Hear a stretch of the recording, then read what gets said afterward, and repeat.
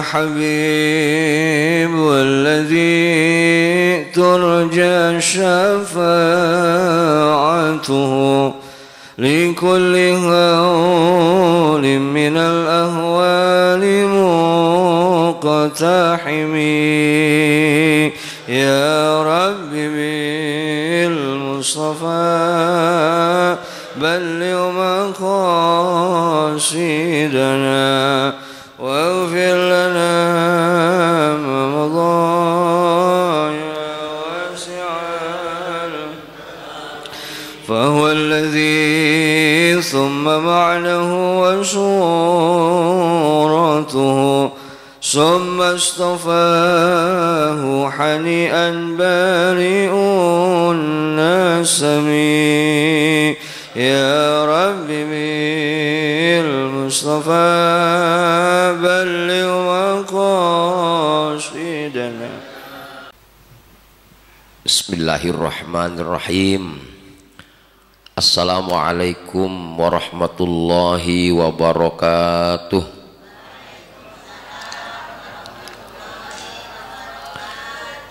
Alhamdulillahi rabbil alamin.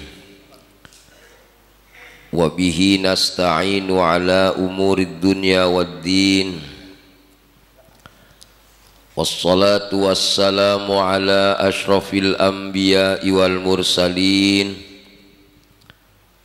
Sayyidina wa habibina wa syafi'ina wa karimina wa dhukhrina wa maulana Muhammadin wa ala alihi wa sahbihi wa man tabi'a hudahu ila yaumiddin. Rabbi shrah li sadri wa yassir li amri wahlul 'uqdatam min lisani yafqahu qawli. Subhanaka la ilma lana illa ma 'allamtana innaka antal alimul hakim. Bapak Ibu jamaah subuh yang dirahmati Allah, jamaah Masjid Nurul Iman, yang mudah-mudahan kita senantiasa selalu dirahmati Allah Subhanahu wa taala. Amin. Alhamdulillah, alhamdulillah. Ya Allah, kalimat alhamdulillah yang kita panjatkan adalah kalimat yang agung, kalimat yang mulia. Mudah-mudahan kita tergolong orang-orang yang pandai bersyukur kepada Allah Subhanahu wa taala. Amin Allahumma ya rabbal alamin. Kalimat alhamdulillah ini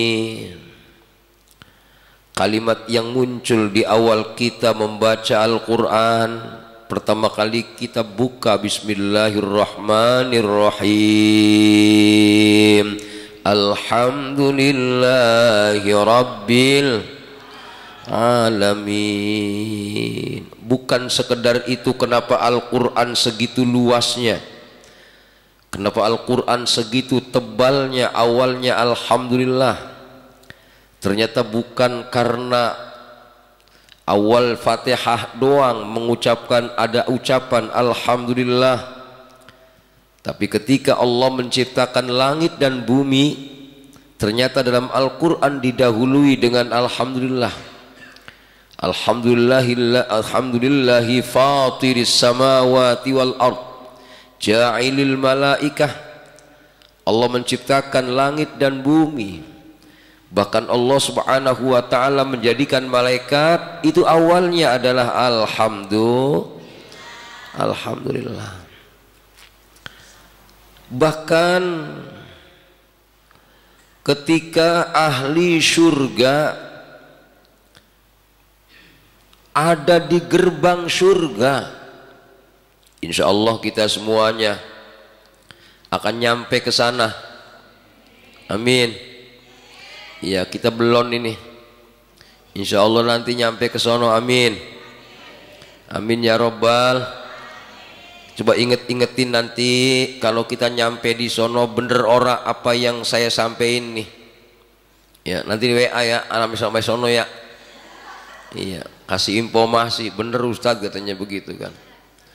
Kalau dalam Al-Quran Allah katakan alhamdulillahilladzi hadana lihadza wa ma kunna linahtadiya laula an hadanallah.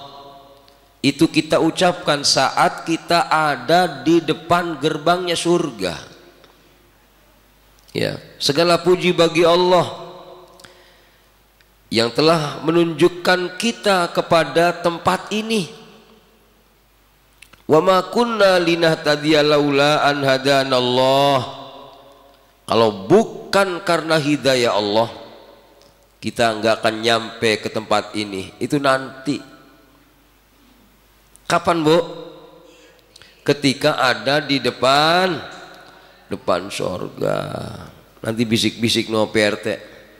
PRT kemarin kita ngaji waktu di dunia. Itu kata Ustadz bilangnya, kalau depan sorga kita akan mengucapkan alhamdulillahilladzi hadana lihadza. Ternyata bener juga ya begitu bisik-bisik PRT. Masya Allah. Bukan sekedar di depan gerbang surga ternyata. Di dalam Al-Quran ketika kita ada di dalam sorga, masuk sorga,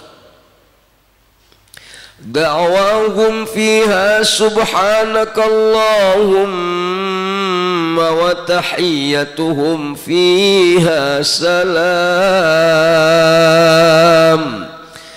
wa akhiru da'wahum anil hamdulillahi rabbil alamin.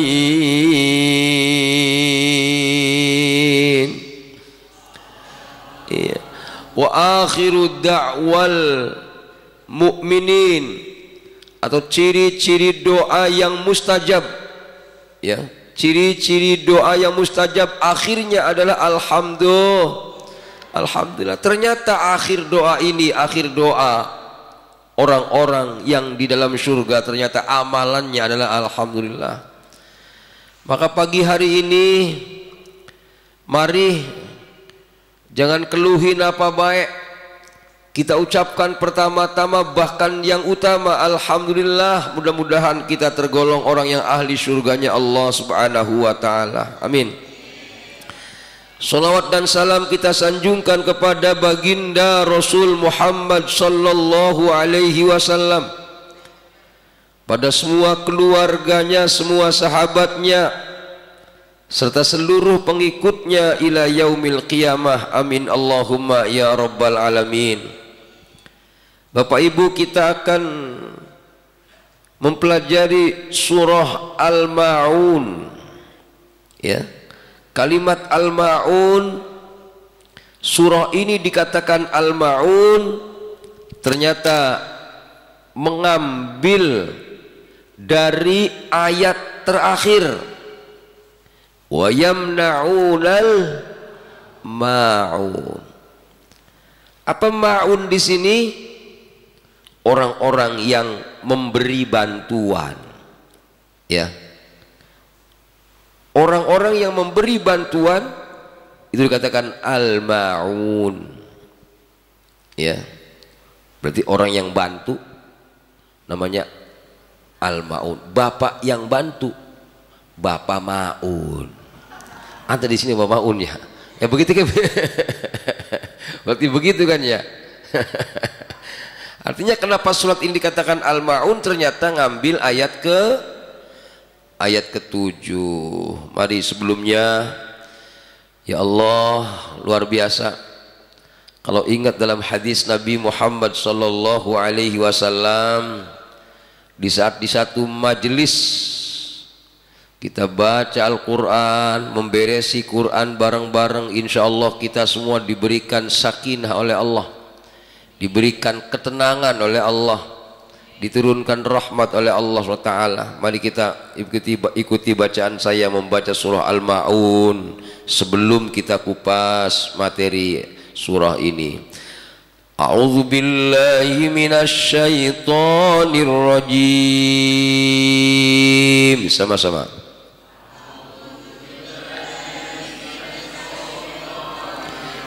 Bismillahirrahmanirrahim.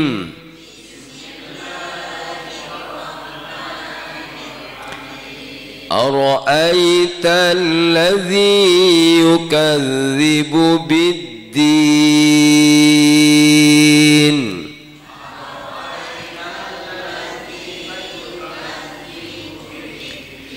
فذلك الذي يدعو اليتيم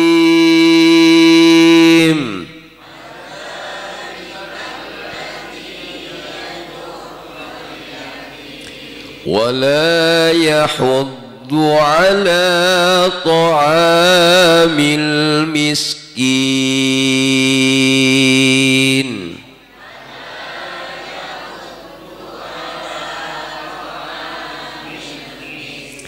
فويل للمصلين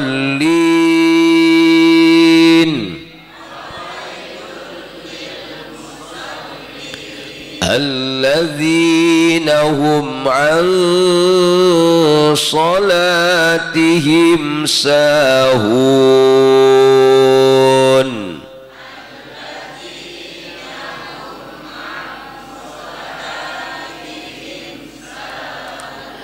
الذين هم يراءون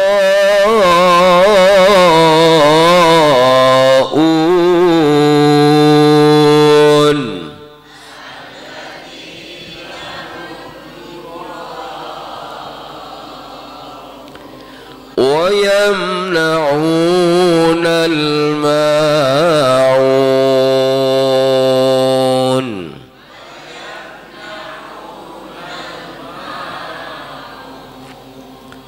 صدق الله العظيم.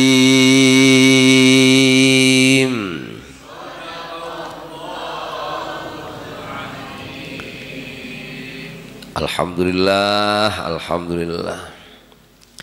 Ar-ra'aita, ayat ini Allah Subhanahu wa taala sedang bicara kepada Nabi Muhammad sallallahu alaihi wasallam. Apa bicaranya? Ar-ra'aita, tahukah kamu Muhammad? Inilah yang dikatakan Allah sedang ngomong sama Nabi. Muhammad, tahukah kamu? Tahu apa ya Allah? Alladzi yukadzibu biddin. Itu loh orang-orang yang mendustakan agama, ngakunya beragama, bohong. Apa maksudnya ngakunya beragama itu bohong? Ngakunya dia ngarepin pahala, tapi bohong. Pengen pahala, pengen, bohong. Begitu kira-kira. Pengen ada balasan, ngarepin balasan, percaya balasan, bakal dibalas apa ora kita, yakin percaya, tapi ternyata kepercayaannya terhadap pembalasan Allah bohong. Bahkan percayakah bangkitnya di yaumul qiyamah? Ngomongnya sih percaya, tapi kata Allah bohong. Artinya yang dimaksud dengan orang yang dikatakan pendusta agama dalam tafsir Imam Ibnu Katsir, orang yang ngaku beriman terhadap hari kiamat, orang yang ngaku beriman kepada hari pembalasan, orang yang ngaku percaya atau beriman akan dapat pahala, bohong, ngakunya doang. Ya, mudah-mudahan kita tidak termasuk orang-orang yang pembohong di sini. Ya, yukadzibu, orang itu mendustakan apa yang dia yakini. Siapakah itu? Fadzalikal ladzi yad'ul yatim, orang yang menghardik anak yatim, orang yang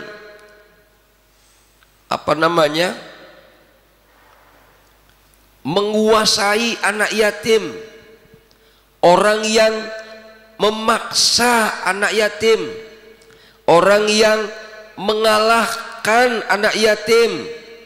Apa maksudnya? ada anak yatim datang, ya maklum namanya bocah orada mama apa orada bapaknya, lapar dia belum madang, lapar dia belum sarapan, datang ucuk ke Masjid Nurul Iman. Bapak-bapaknya lagi pada nyarap ngopi di depan, mana makanannya banyak. Ya, begitu datang kemudian ini bocah minta belas kasihan karena dia butuh, ini belum madang misalkan. Nah, kemudian kita tolak orang itu, kita tolak anak yatim itu.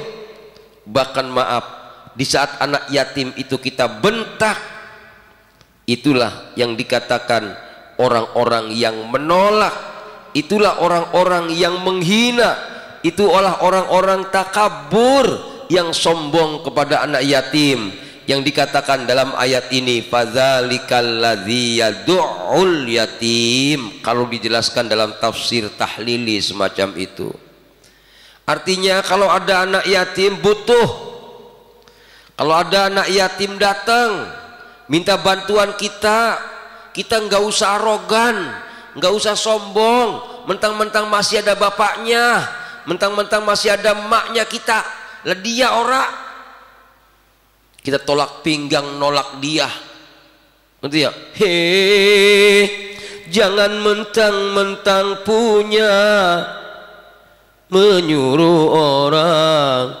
tolak pinggang setinggi dada.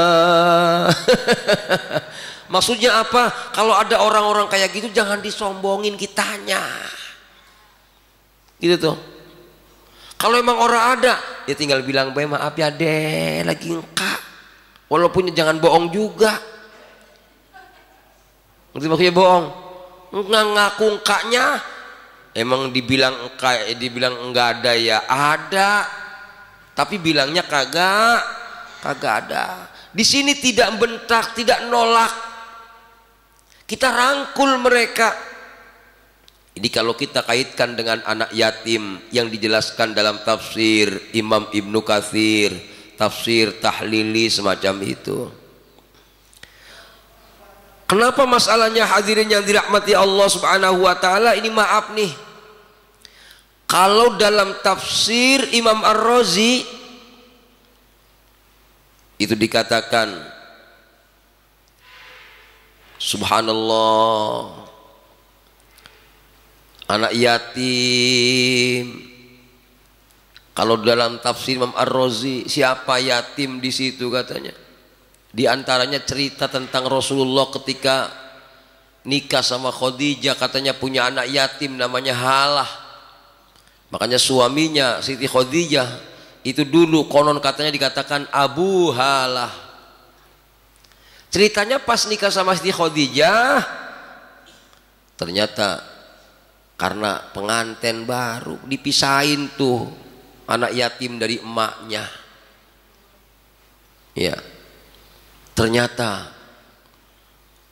Allah negur Rasulullah, fa'ammal yatima fala takhar. Jangan kau hardik anak yatim wahai Muhammad. Semenjak itu Rasulullah Shallallahu Alaihi Wasallam tidak berani memisahkan anak yatim dari emaknya. Itu misahin doang. Rasulullah ditegur sama Allah.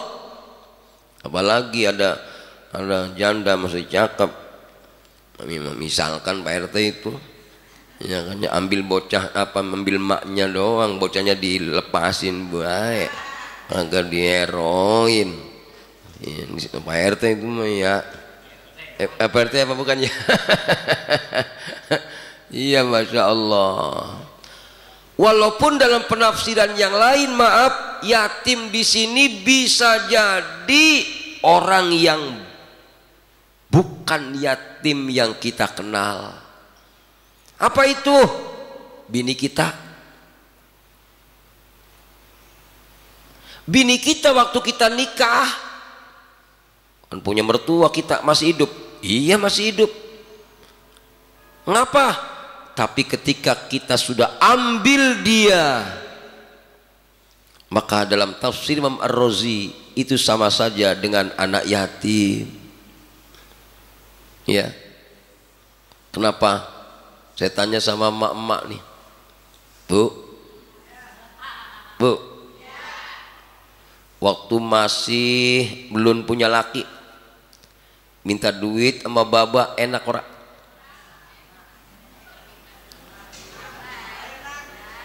Bu, ini yang nanya siapa, yang jawab siapa ini? Yang bener apa? Orang wadon rata-ratanya ketika dia belum nikah minta duit sama baba mamanya enak. Betul ya? Coba udah nikah, udah malu. Mau ngadu apa baik sebelum nikah mah sama orang tua enak. Begitu udah nikah, udah malu pak. Ngapa? Ngargain lakinya. Betul ora? Iya. Ternyata lakinya galak. Iya. Di sini bahasanya orang punya belas kasihan lakinya. Iya. Ngapa masalahnya? Apa baik dibentak? Sombong banget lakinya. Iya. Ketika dia punya butuh apa, kemudian ditolak dengan kasarnya seorang laki-laki terhadap perempuan yang bininya dewek, bukan bini orang nih, bukan bini orang ini ayat ini, bukan bini dewek. Itu kalau dalam tafsir Imam Ar-Razi dikatakan pendusta agama. Kenapa Ar-Razi mengatakan orang yang kasar sama bininya dikatakan pendusta agama? Maaf, ibu-ibu lagi bunting, maaf ya, coba aja sekali-kali bapak bininya lagi bunting, kasarin bininya biar tahu bagaimana ketika Imam Ar-Razi menafsirkan ara'aital ladzi yukadzibu biddin, tahukah kamu pendusta agama? Ternyata orang lanang yang punya bini galak sama bininya, itu pendusta agama. Tapi di sini mangka kayaknya nggak ada di sini mah. Emang lagi pada merah semua ke sono. Iya. Kalau bahasa Betawinya merah. Iya. Kenapa masalahnya kok Imam Ar-Razi mengatakan orang lanang yang galak sama orang wadon dikatakan pendusta agama? Karena maaf, luar biasa orang wadon ketika perjuangan mengandung anak kita. Ya. Ternyata luar biasa. Ceritanya sang emak karena sakit hati itu sama lakinya, Masya Allah, nangis baik. Tuh ibu yang sering saya temuin, ketika ini bocah udah gede, udah sekolah, ini bocah minder itu. Kenapa masalahnya? Jangan disangka di saat kita bentak bini kita, cuman bini kita doang yang kita bentak, tapi anak kita.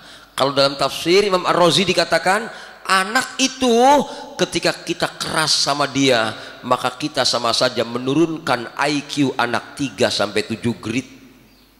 Anaknya akhirnya lemot otaknya. Ngapa masalahnya ada bocah kok agak lemot otaknya? Bukan kesalahan sang anak, ini karena saat dia dalam kandungan babanya galak.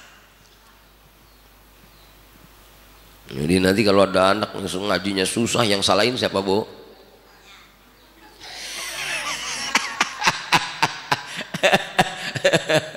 Nenek-nenek langsung buah banyak. Artinya kenapa Imam Ar-Razi mengatakan pendusta agama itu orang yang galak sama orang wadon? Orang lanang yang seperti ini gak pernah mikir katanya. Kekerasan dia kepada bininya bukan korbannya bininya doang, tapi ternyata korbannya sampai ke anak-anaknya. Coba kalau seandainya dia udah IQ-nya rendah, sekolahnya rankingnya turun, nerima pelajarannya berat, ini akhirnya bocah yang hancur. Padahal pada awalnya ini orang lanang galak sama orang wadon doang. Bapak nggak percaya, tes pak. Pak, bapak kawin lagi nyari bini muda, ya. Kemudian begitu lagi bunting, lagi udah hamil, ayo baik. Kita ontang-anting be dia, kita bentak media, ya, pengen tahu lahirnya bocah kayak apa. Ini namanya juga jajal, kan boleh jajal mah ya Pak ya. Maksudnya biar ngerti ketika ada ayat yang mengatakan ara'aital ladzi yukadzibu biddin, tahukah kamu pendusta agama? Ar-Razi menjelaskan pendusta agama ini bukan mendusta galak sama anak yatim doang, bukan sombong sama anak yatim doang, tapi galak sama bini, sombong sama bini. Ngapa Imam Ar-Razi ngomong seperti ini? Ternyata alasannya jangan macam-macam Pak sama orang wadon. Dia mengandung anak kita. Rasulullah Shallallahu Alaihi Wasallam, maaf, ketika Siti Khadijah sudah wafat Pak, ketika ingat Siti Khadijah, Rasulullah beli kambing, dia motong kambing, dibagikan sodako atas nama istrinya, dibagi-bagiin salam dari dari Khadijah buat teman-temannya Khadijah, katanya istriku Aisyah cemburu ibu bini mudanya. Kayak apa sih Khadijah? Orang-orang kan begitu, udah cemburu mah. Kayak apa sih bini lu? Namanya sayang amat. Kan begitu Pak. Apa jawabnya Rasulullah Sallallahu Alaihi Wasallam? Seburuk-buruknya istriku, dialah orang yang punya jasa melahirkan anak-anakku. Hati-hati tuh Pak. Orang wadon jangan digalakin.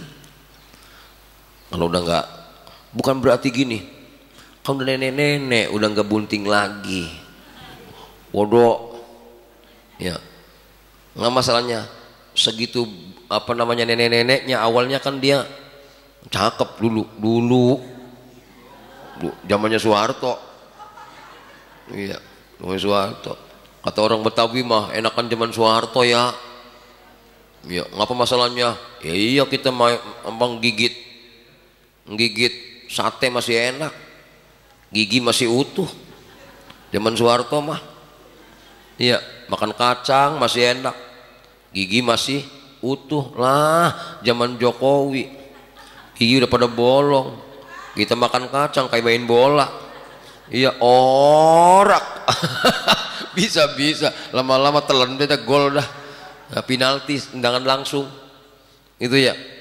Subhanallah. Hadirin, itu walaupun nenek-nenek kita sekarang udah pada kempot, gigi udah pada engkak, itu berjasa besar melahirkan anak kita. Itu Rasulullah Pak. Artinya kalau bahasanya dalam tafsir yang lain, dalam tafsir surah An-Nisa ayat 1, jangan lu pakai enaknya doang bini lu, hargai di saat dia sudah nggak enak. Masya Allah, begitulah Pak. Ketika kita menghargai bini kita lagi dipakainya doang, giliran orang dipakai mah orang dihargai, ini yang dikatakan pendusta agama. Ya ayyuhan nasu taqu rabbakumul ladzi khalaqakum min nafsin wahidah نفس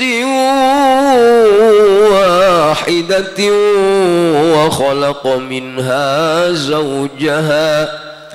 وخلق منها زوجها وبث منهما رجالا كثيرا ونساء واتقوا الله الذي تساءلون به والأرحام إن الله كان عليكم رقيبا. Lihat dalam Al-Quran ketika berbicara masalah rumah tangga, pasti awalnya ittaqullah. Bahkan An-Nisa ayat 1 itu yang biasa dibaca oleh qori-qori di saat mau akad nikah, di saat pengantenan, itu ittaqullahnya 2 kali. Kata Imam Ar-Razi, kenapa ayat ini diawal dengan ittaqullah 2 kali? Karena pesan kepada seorang suami, di saat kau enak malam pengantin baru, Jangan kau bilang enaknya saja. Jangan kau hargai istrimu saat enaknya saja, saat dia barangkali sudah agak repot, udah lapel makainya, makin tua orang bisa dandan. Kemarin be perawan mah dandan mulu, kira udah punya laki mah boro-boro pakai minyak wangi, kadang-kadang itu balsem baunya. Iya. Kalau masih perawan mah ketemu bayar roman-romannya kebayang, itu rasanya minyak wanginya nih, minyak wangi pakai ini nih. Begitu jadi bininya bujuk buneng, itu balsam, apixol. Subhanallah. Tapi maaf, walaupun kita mendapati seperti itu, jangan langsung bentak dia. Ngapa masalahnya? Ingat kemarin waktu dia masih muda, kita sayang sama dia di saat kita kepengen. Sekarang udah pada berantakan badannya, iya, pipinya kagak ada pojoknya. Ada yang ngomong begitu kan, emang pipi ada pojoknya Ustaz? Nah, pipi ada pojoknya mah ya kagak ada. Kalau pipi ada pojoknya bukan pipi, tembok. Kalau kata Imam Ar-Razi, maaf, di saat kita ketemu dengan istri kita enaknya doang, yang gak enaknya juga terima. Ketika orang terima yang gak enaknya, namanya pendusta agama. Orang yang pengen enaknya doang, orang enaknya orang sabar dia. Masya Allah. Betul bu? Betul bu? Bu? Roman-romannya nyengir nih, lagi diangkat nih, ntar lagi gua banting loh. Iya banting nih, bapak-bapaknya udah ngomong, ntar lagi juga dibanting orang wadon. Masya Allah. Ibu bapak yang dirahmati Allah subhanahu wa ta'ala, walaupun seperti itu, ibu, ini saya titip sama bapak-bapak semuanya, sayangi orang wadon. Mudah-mudahan kita tergolong orang-orang yang yakin akan adanya hari kiamat. Ngapa masalahnya? Dalam Al-Quran surah Abasa Allah mengatakan, fa idza ja'atis sakhah yauma yafirrul mar'u min akhihi wa ummihi wa abihi wa sahibatihi wa banihi likulli imri'im minhum yauma idzin sya'nu yughnih. Kelak nanti di yaumul qiyamah, kalau kita orang beres sama bini kita nanti akan lari ketika kita dimintai pertanggungjawaban, takut disalahin sama Allah. Seberapa kita sayang sama bini kita? Walaupun memang ayatnya bukan masalah bini doang di sini, sama orang tua juga sama, sama anak juga sama. Artinya kalau kita yakin dengan adanya yaumul hisab, tahukah kamu pendusta agama? Tahukah kamu orang-orang yang mendustakan perjumpaan dengan Allah di yaumul qiyamah? Nah masalahnya, bagaimanapun juga perjumpaan dengan Allah, pasti orang-orang yang terkait dengan kita akan dihisab di hadapan Allah. Jangankan kita, antara kambing yang tidak bertanduk dengan kambing yang bertanduk akan dihisab di hadapan Allah. Bisa jadi dengan tanduknya dia nyeruduk, kambing yang orang ada tanduknya. Bagaimana dengan manusia? Gitu kira-kira. Yang jadi bahaya ibu bapak yang dirahmati Allah tadi, kalau laki galak, bahayanya anak. Ya ini maaf, baru berbicara zahir bapak, belum bicara batin. Ya, bagaimana bicara batin? Perempuan biasanya kalau habis melahirkan kemudian lakinya nggak menghargai pak, baby blues namanya nanti. Itu bikin gedeg bema laki itu nanti tuh. Dandan males, lapel dipakai. Ngapa? Ternyata dalam penelitian psikologi, karena lakinya nggak mampu menghargai perjuangan bininya. Lama-lama bininya sambil nangis, dewekan baik. Dia nyanyi, orang ada suaranya di hati.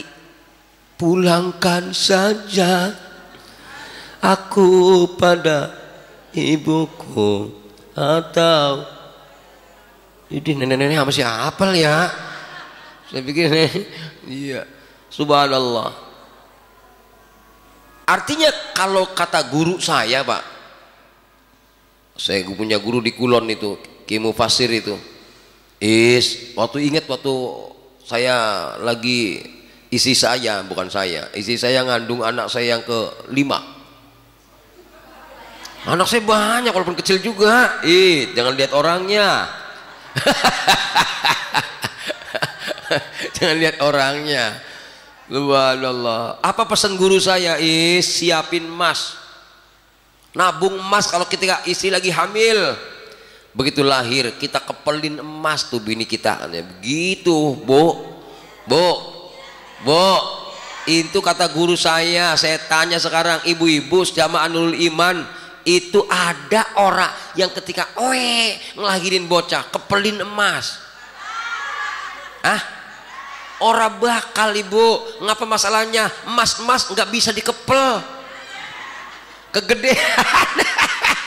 Ya PRT ya, kegedean kalau bisa dikepel. La ilaha illallah. Dikepelin emas di tangannya. Makasih ya Ibu, udah ngelahirin anak gua. Begitu kudunya mah. Ada, Bu, coba yang mana isi sini yang dikepelin emas? Yang dikepelin kepelannya ada, gitu kan ya. Awas orang wadon kalau belagu-belagu kan tandingannya orang wadon lagi kan, begitu ya. Subhanallah. Hadirin yang dirahmati Allah, ini resiko, Pak. Artinya kalau kita pengen mengamalkan ayat ini, kalau versi tafsir Imam Ar-Razi, ayo kita mikir-mikir, Pak. Masya Allah, walaupun saya belum bisa, terus terang saya belum bisa halus sama bini, belum. Tapi ayat ini mengingatkan saya, ya Allah, pantas Imam Ar-Razi mengatakan seperti ini. Penafsirannya ke sini toh.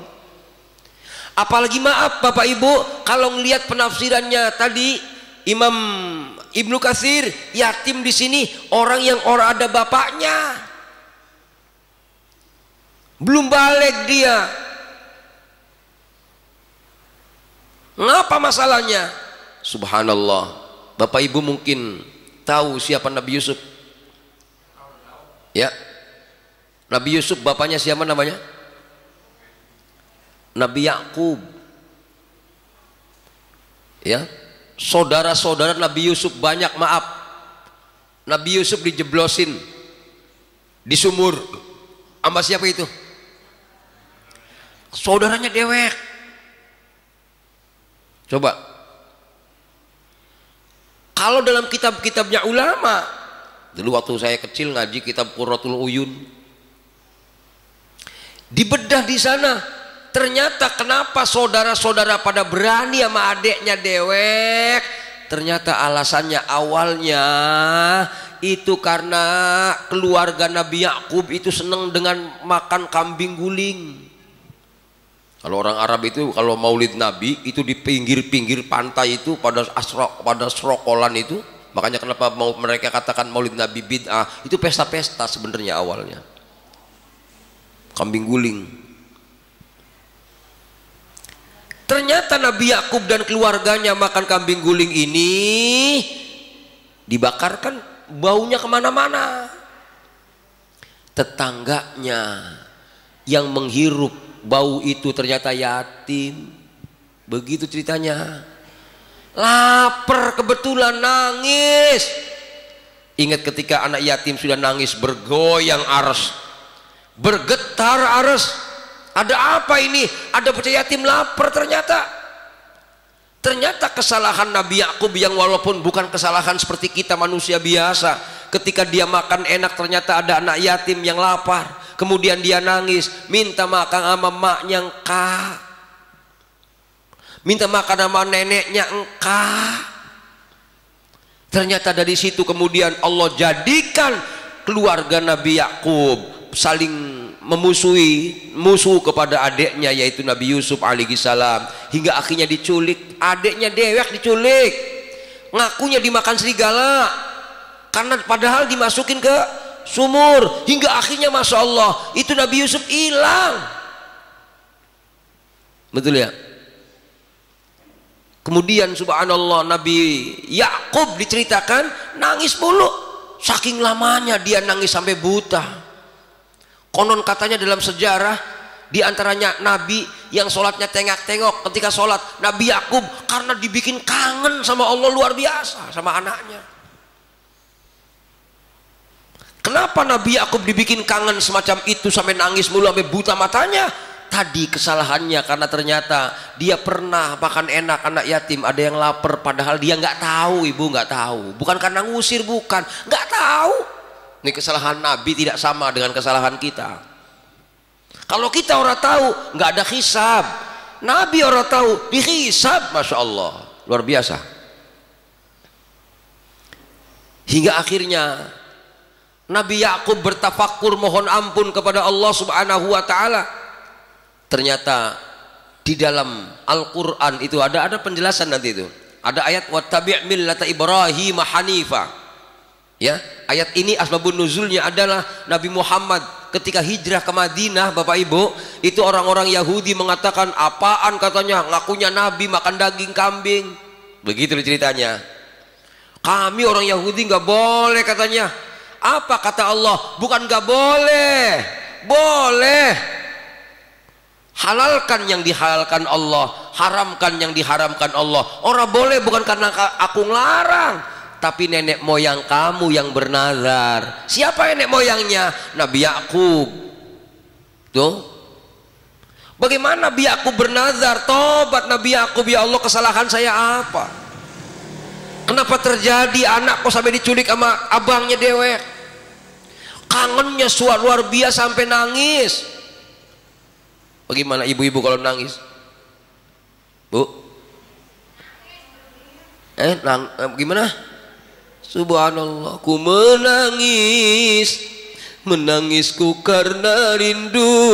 Masya Allah, ku bersedih, bersedihku karena rindu. Kata Nabi Yakub. Rindu sama siapa? Rindu sama putranya Nabi Yusuf alaihi salam. Itu ya. Ternyata subhanallah, Allah berikan ilham, Allah berikan ilmu. Ternyata kesalahannya karena membiarkan anak yatim lapar sedangkan dia makan enak. Sebenarnya begitu awalnya. Hingga akhirnya Nabi Yakub bernazar, ya Allah, kalau kau sembuhkan mataku, kalau kau ketemukan aku dengan anakku, aku bernazar tidak akan makan makanan yang paling aku sukai, tidak akan minum minuman yang paling aku sukai. Ternyata minuman yang paling disukai Nabi Yakub adalah susu, susunya unta, gitu ya. Makanan yang paling disukai daging. Makanya kemudian Nabi Yakub nggak mau makan daging, bernazar kepada Allah. Orang Yahudi ngikut, gitu loh ceritanya. Makanya orang Yahudi Madinah saat itu nggak makan daging, nyalain Nabi Muhammad yang makan daging. Ilo kan Nabi makan daging, Nabi mau orang makan daging, dibantah sama Allah. Bukan Allah ngelarang orang Yahudi makan daging, tapi nazarnya Nabi Yakub. Makanya hati-hati kalau nazar, jangan berat-berat, gitu ya. Nazar saya mah pokoknya kalau saya dikasih anak cowok, saya orang mau ngelihat laki saya. Ya berat nazarnya, gitu ya. Jangan berat-berat nazar itu, yang ringan aja cowoknya. Pokoknya kalau anak saya lulus, saya mau minum air 1 gelas air putih dengan bacaan Bismillah, Bismillahirrahmanirrahim. Yang gampang-gampang baik. Makanya zaman dulu aki-aki kita zaman dulu coba kalau lu lulus tong, kalau lu sembuh tong, bapak punya kaulan nih, istilahnya kaulan zaman dulu ya. Ya, bapak punya ucapan nih, ayo kita ziarah ke luar Batang. Begitu zaman dulu mah ya. Zaman dulu gitu ya. Tuh kaulan itu. Kenapa ada kaulan? Karena tadi ternyata walaupun memang iya yang namanya doa Nabi Yakub diijabah kemudian oleh Allah karena adanya ucapan tadi, tapi yang maksud saya dari adanya nazarnya Nabi Yakub yang terlampau berat itu, kita ngambil hikmahnya. Kalau nazar jangan yang berat-berat, yang ringan-ringan saja.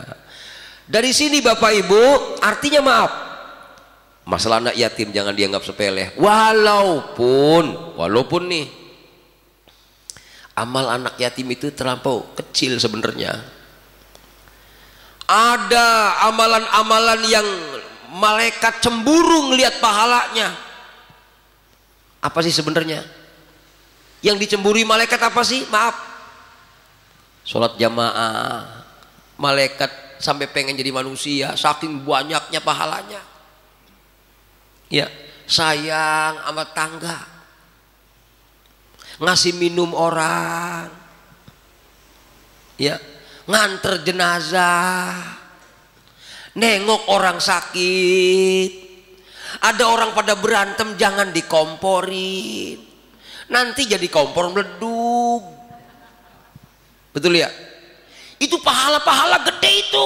Terakhir dari pahala gede yang malaikat kepengen jadi manusia karena pahalanya gede banget, ternyata anak yatim. Artinya dalam ayat ini walaupun anak yatim dikatakan fadzalikal ladzi yad'ul yatim, sementara ini ditafsirkan orang kayaknya amal gede banget, padahal maaf, kalau diterangkan dalam kitab Wasiyatul Mustafa, Rasulullah ketika memberikan nasihat kepada sahabat Ali, ternyata amalan kepada anak yatim, maaf, paling belakangan, paling ujung. Artinya maaf, ada santun anak yatim, kuduknya maaf nih, jamaahnya rajin, begitu. Apalagi tadi amat tangga sayang. Kalau ada tangga berantem, jangan ditepukin, malah diademin. Jangan malah dibakar kompornya jadi meleduk. Tetangga ada sakit, tengok, pahalanya lebih gede tuh. Gitu. Ini amalan paling ujung sayang sama anak yatim itu sebenarnya. Ada yang lebih hebat dari itu. Sayang sama siapa? Sama bini kita dewek. Lebih gede pahalanya. Kadang-kadang satu anak yatim ngasih gede tuh, sama bini kasih madang boro-boro. Wah, sayang sama anak yatim. Jangan-jangan bukan masalah yatimnya nih, jangan-jangan topan. Gitu tuh. Artinya hadirin, walaupun saya pelajari masalah yatim ini luar biasa memang, tapi maaf, jangan sampai ketika kita berbuat banding anak yatim, amanah dewek orang, maksud saya gitu lah Pak. Subhanallah. Nah hadirin, yang keduanya wala yahuddu ala tu'amil miskin, tidak menganjurkan untuk memberi makan orang miskin. Maksudnya berdasarkan ayat itu, maksudnya kalau Anda tidak sanggup memberi langsung pada orang miskin, orang nggak mampu, kerjaan ada, penghasilan punya, tapi orang cukup, cuman nggak tahu nih kalau orang cukupnya karena motornya kredit 3 biji ya bukan miskin juga kayaknya ya Pak. Subhanallah. Tapi walaupun seperti itu, kalau ada orang yang miskin tadi, kalau kita nggak bisa bantu, jangan sampai kalau ada orang yang mau beri dilarang. Mau kemana loh? Mau ngasih orang-orang miskin loh, baju banyak banget ini, kebanyakan. Jangan sama dia mah. Kemarin kan dia waktu saya hajatan orang datang. Jangan. Ada begitu ya? Ada? Di sini mah nggak ada. Yang senyum doang kayaknya yang kena. Iya. Artinya maaf, kalau kita nggak bisa ngasih fakir miskin, minimal jangan larang kalau ada orang pengen ngasih orang miskin. Begitulah maksudnya. Lah itu mah ngasih orang. Giliran ada yang mau ngasih roman-romannya panas, jangan. Ngapain ngasih dia? Kalau bahasa kita tuman amat. Ngerti Pak? Tuman bahasanya gitu ya. Tuman amat. Subhanallah. Ini orang-orang yang dicela dalam agama, yang termasuk ke dalam pendusta agama. Ketika ada orang berbuat baik dilarang. Karena apa? Gara-gara gedeg. Bagian baik. Kemarin gua lewat, dia orang heroin. Kita udah ngomong numpang lewat. Kita udah ngomong nyuwun sewu, dia mingkem diem baik. Begitu ada orang yang mau ngasih dia, jangan dia mah, orangnya nggak bisa diajak ngomong, manyun baik, kayak gerbong pisang lewat. Ngerti gerbong pisang lewat Pak? Kalau dia lewat ngomong numpang lewat, orang ngomong pisang diem be, gedung pisang lewat namanya itu, gedung pisang kanyut. Subhanallah. Artinya orang yang seperti itu, maaf, kalau kita memang gak bisa ngasih orang orang miskin, jangan ngalangin orang mau berbuat baik. Fawailul lil musallin, celaka bagi orang-orang yang sholat. Maksudnya alladzina hum sholatihim sahun, sholat ditembakin baik entar sampai akhirnya waktunya habis. Muncul itu lagu, subuh kesiangan, zuhur kerepotan, asar di perjalanan, maghrib kecapean, isya dah ngaku dewek.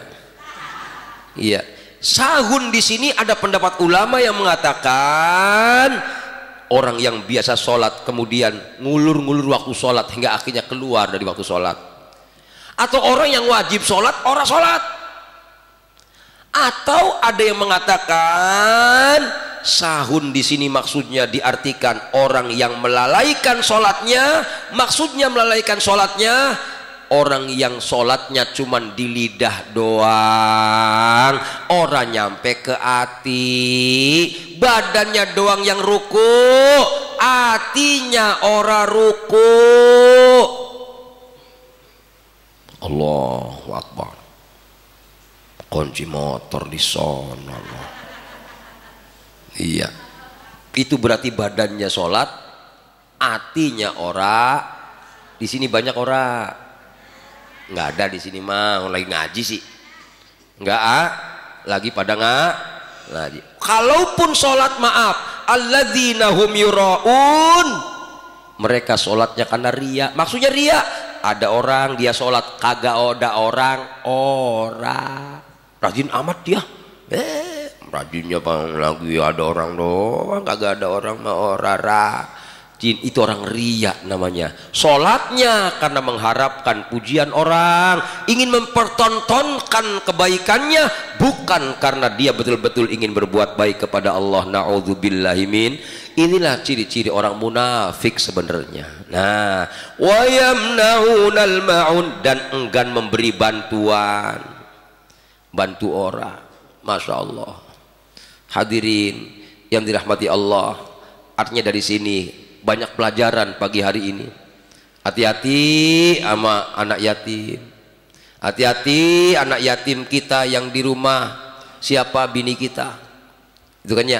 Kemudian maaf, kalau kita gedeg sama orang, Pak, jangan ngalangin orang berbuat baik sama orang kita gedegin, jangan ngalangin, bagian ya.